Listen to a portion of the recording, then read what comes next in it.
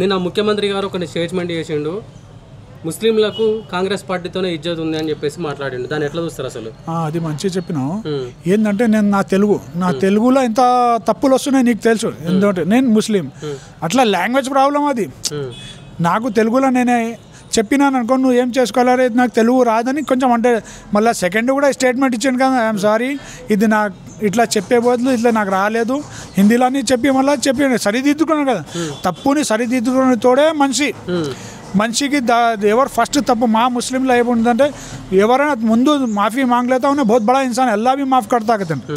నాతో తప్పు అయిపోయింది బాబు, నాతో క్షమించండి, నేను ఇట్లా చెప్పేబోదు ఇట్లా వెళ్ళిపోయింది అని సెకండ్ అయినా ఇన్స్టెంట్ ఇచ్చాడు కదా. ఒక నెల తర్వాత కూడా ఇవ్వాలి. లాంగ్వేజ్ నాకు తెలుగు రాదు, నేను తెలుగులో నీకు చెప్తే కొంచెం రాదు, అర్థం చేసుకుంటున్నారు కదా. అది ఆయన ఏం అట్లా ఉద్ధరించాలి. ఇంతకుముందు నవీన్ కూడా మీద కూడా అది అట్లా స్నానం చేసి రావాలా నిలిచి, అది అన్నీ ఫేక్ ఎలిగేషన్స్ అవుతున్నాయి. కొన్ని చిన్నగా ఉంటాయి, అది మిస్అండర్స్టాండింగ్లో అంతే, కానీ అది లాంగ్వేజ్ ప్రాబ్లం. ఆయన కావాలని ఉద్దేశించి చెప్పలేదు.